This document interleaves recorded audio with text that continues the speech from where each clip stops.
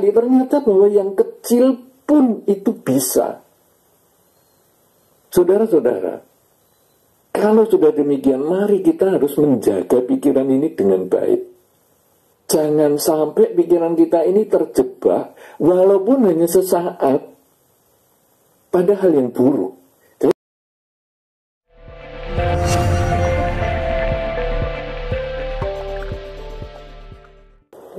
Kalau tema kita pada kesempatan ini membahas tentang bagaimana pendapat Dhamma tentang hukum tarik-menarik atau law of attraction, saya merasa malam ini tidak terlalu mewakili pendapat Dhamma itu sendiri.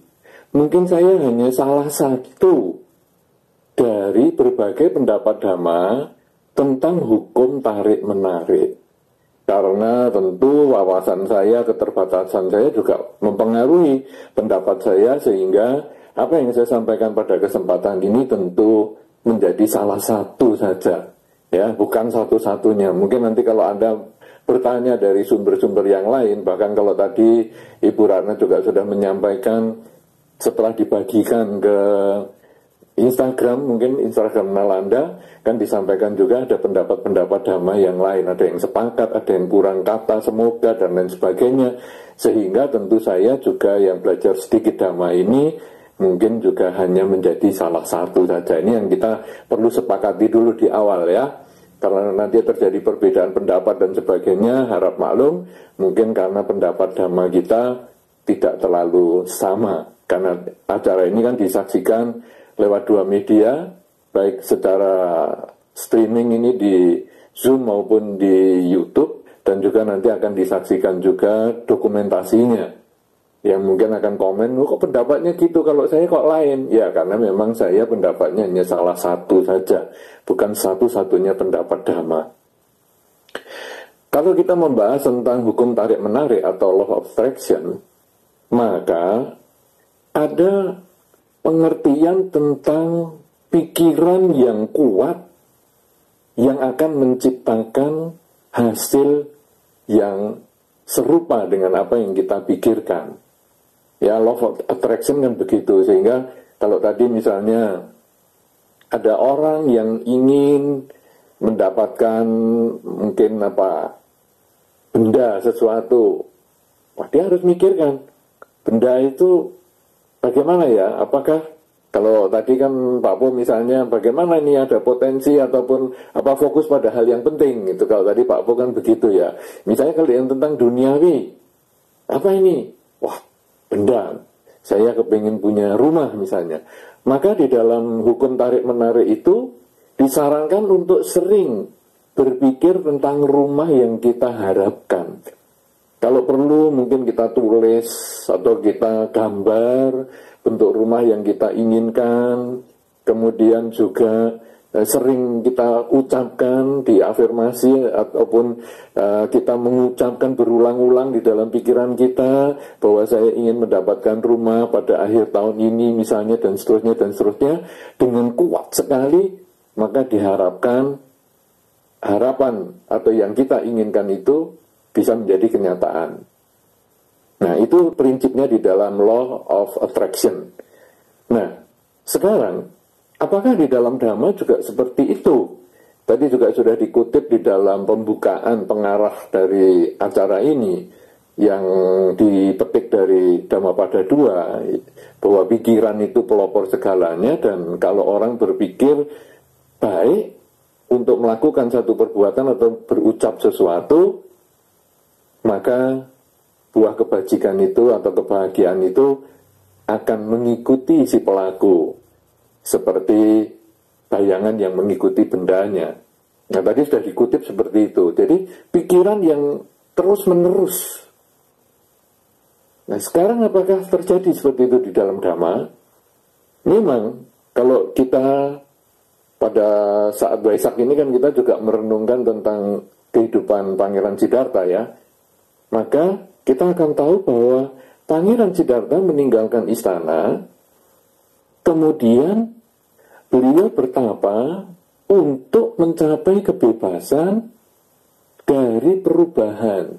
Karena beliau meninggalkan istana itu kan karena melihat perubahan. Ada orang tua, orang sakit, orang mati. Kemudian beliau melihat potensi kalau menjadi biku atau pertapa itu mungkin bisa mengatasi tua, sakit, dan mati. Maka beliau selama 6 tahun ini berjuang, memusatkan pikiran. Mungkin kalau istilahnya Pak Po tadi adalah fokus pada hal yang penting. Daripada saya ngurusi istana, saya sekarang mengurusi batin saya supaya saya terbebas dari perubahan, tidak tua, sakit, dan mati. Maka beliau berjuang habis-habisan, berguru dengan Udaka Ramaputa, Alara Kalama, dan seterusnya. Kok nggak bisa-bisa? Fokus terus nggak bisa-bisa.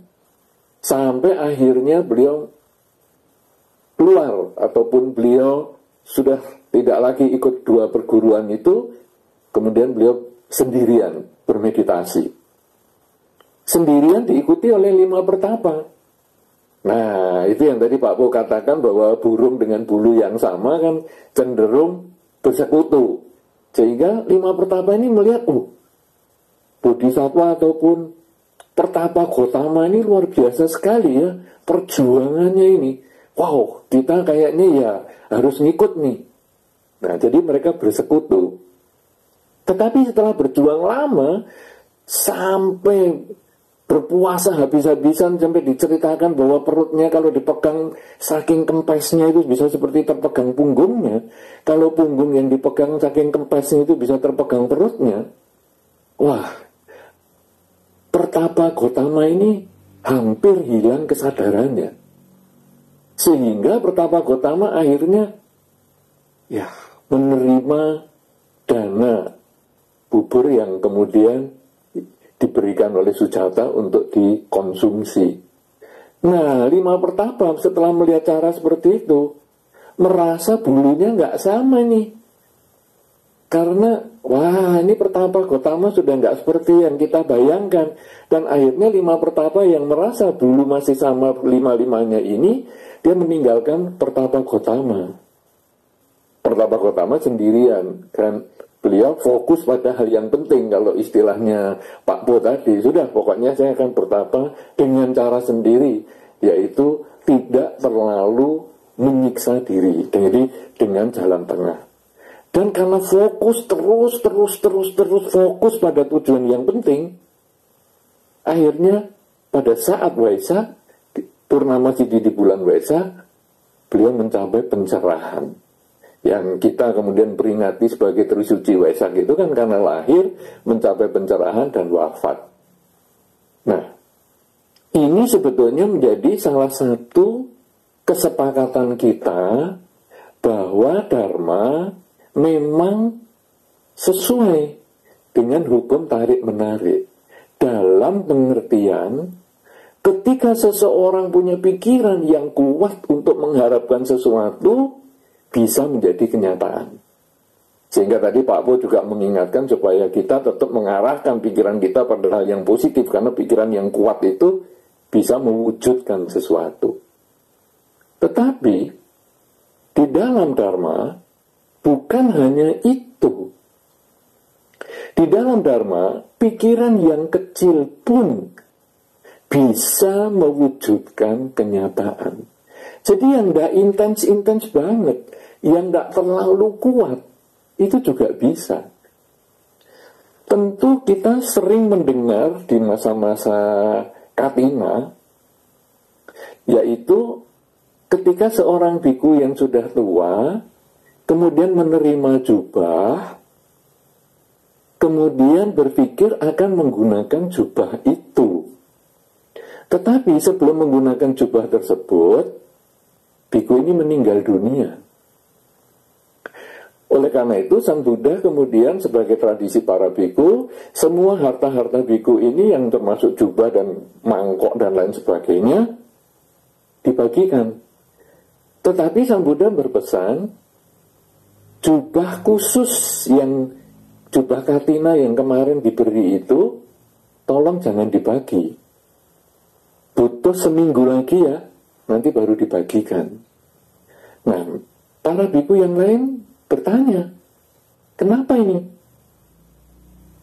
Kemudian Sang Buddha menjelaskan bahwa biku yang kemarin menerima jubah itu setelah meninggal karena terpikir tentang jubahnya yang belum sempat terpakai, dia lahir jadi kutu jubah. Hanya seminggu aja jadi kutu jubah, kemudian nanti mati sebagai kutu dan akhirnya dia tentu lahir di alam yang lebih sesuai dengan kebajikan yang telah dia lakukan selama melatih jadi biku. Ini membuktikan bahwa pikiran yang sejenak saja bisa mewujudkan sesuatu yang dia inginkan, yaitu jubah. Kemudian diceritakan yang lain adalah seorang biku yang berpindah patah, menerima dana makan dari para umat, kemudian dia melihat ada seekor anjing yang santai di depan rumah, di atas keset.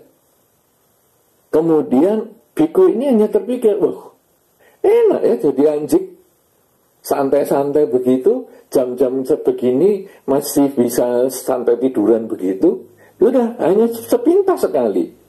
Kemudian ya bikunya setelah menerima dana makan berjalan dan sudah nggak kepikiran itu lagi, tentang anjing sudah nggak kepikiran lagi. Tetapi ketika sudah memakan waktu bertahun-tahun kemudian, biku ini meninggal dunia, dia terlahir sebagai anak anjing tadi. Jadi pikiran yang sepintas itu ternyata juga bisa membuktikan atau bisa mewujudkan apa yang diinginkan.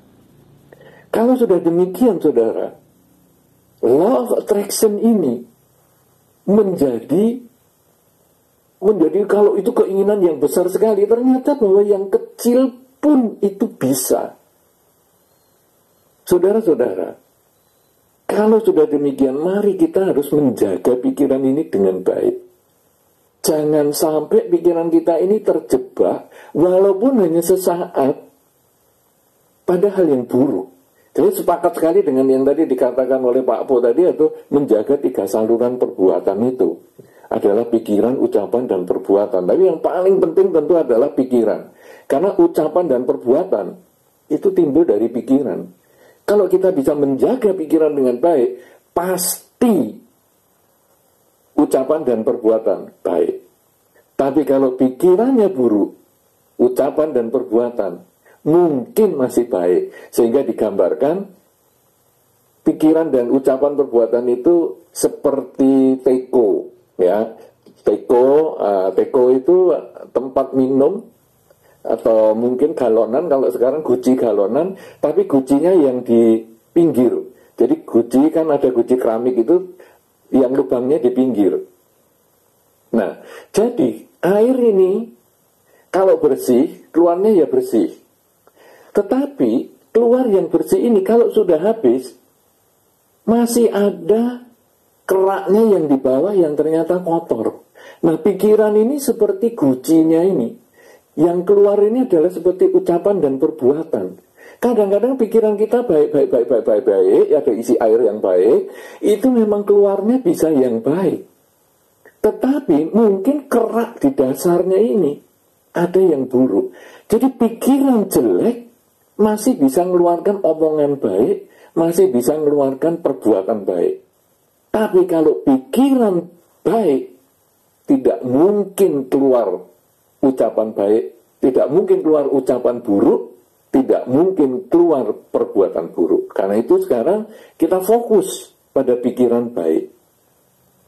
Pikiran baik ini dari mana bisa muncul? Pikiran baik ini muncul ketika seseorang belajar menyadari tentang kekinian. Karena kekinian inilah yang ditemukan oleh Pertapa Siddhartha ketika tadi mencapai kesucian. Bahwa bukan tua, sakit, dan mati yang dilawan, bukan. Tetapi ternyata tua, sakit, dan mati ini adalah perubahan. Problem yang kita tidak bisa terima itu adalah saya tidak puas dengan saya berubah menjadi tua, sakit, dan mati. Kalau demikian, ketidakpuasan ini sebabnya dari mana? Sebabnya karena saya dulu pernah muda, saya dulu tidak sakit, saya dulu masih hidup. Padahal sekarang saya bisa tua, bisa sakit, dan bisa mati. Kalau demikian, kita harus menyadari bahwa hidup ini perubahan. Bagaimana bisa menyadari supaya hidup ini perubahan ketika kita menyadari bahwa hidup adalah saat ini. Karena ketika ada saat ini, maka perubahan itu menjadi terabaikan. Perubahan itu adalah perbandingan kondisi sebelumnya dengan saat ini. Tetapi sesungguhnya, kalau yang ada saat ini tidak ada perbandingan dengan yang sebelumnya, maka yang ada adalah kenyataan saat ini. Nah, apakah di dalam Dhamma tidak boleh berbanding atau melakukan perbandingan? Boleh. Tetapi perbandingan itu hanya pelajaran dan bukan untuk dilekati. Yang ada adalah saat ini. Bagaimana kita bisa selalu sadar saat ini? Sering mengucapkan aja di dalam batin, saat ini saya sedang apa? Saat ini saya sedang apa? Kadang pikiran muncul yang jelek, tapi saat ini saya sedang apa? Saya sedang berbicara. Oke, belajar berbicara yang baik. Pikiran mungkin jelek, tapi saat ini saya sedang berbuat apa? Belajarlah berbuat yang baik. Pada satu ketika nanti kita mulai menyadari saat ini, pikiran saya yang buruk muncul. Begitu disadari pikiran yang buruk muncul, dia akan tenggelam. Kemudian muncullah batin yang netral. Kalau ini pikiran yang baik yang muncul, kita sadari, boleh kita katakan, boleh kita lakukan. Tapi begitu muncul pikiran buruk, kita sadari supaya dia berhenti hanya di pikiran. Dan semakin sering kita mengembangkan kesadaran, saat ini saya sedang apa, saat ini saya sedang berpikir, saya berpikir apa, terus kita kembangkan demikian, maka batin menjadi lebih tenang, batin menjadi lebih netral, maka hidup kekinian dapat kita kuasai dan kita kendalikan. Nah, kalau kita memiliki kemampuan atau memiliki waktu yang lebih panjang, maka kita berusaha melatih hidup saat ini dengan pagi bangun tidur, malam mau tidur, dengan menyadari saat ini nafas sedang masuk, saat ini nafas sedang keluar. Yang kita istilahkan dengan meditasi. 30 menit pagi bangun tidur, 30 menit malam mau tidur, menyadari nafas masuk, nafas keluar. Sebetulnya itu bertujuan membiasakan pikiran kita selalu sadar saat ini nafas masuk dan keluar, membiasakan pikiran kita selalu sadar saat ini saya sedang berpikir apa, membiasakan pikiran kita selalu sadar sedang berbicara apa, membiasakan pikiran kita selalu sadar sedang melakukan apa, sehingga kesadaran setiap saat itulah yang nanti akan mengendalikan pikiran kita dan mengarahkan pikiran kita menuju hal yang baik, bahkan sekecil-kecilnya, dan itu nanti akan dapat menarik hal-hal yang baik juga, menarik hal-hal yang membahagiakan, sebagaimana tadi yang dikatakan di dalam Dhamma pada ayat 2 tadi, yaitu bahwa pikiran adalah pelopor, pikiran adalah pemimpin, pikiran itu kalau diarahkan dengan pikiran yang baik, kita berbicara dan bertindak yang baik, maka kebahagiaan akan mengikuti kita seperti bayangan selalu mengikuti bendanya. Demikian yang perlu saya sampaikan sebagai pembuka diskusi kita pada kesempatan ini. Semoga memberikan manfaat, menginspirasi kita tentang bagaimana pandangan atau pendapat Dhamma dari sudut pandang saya yang minim ini tentang hukum tarik-menarik.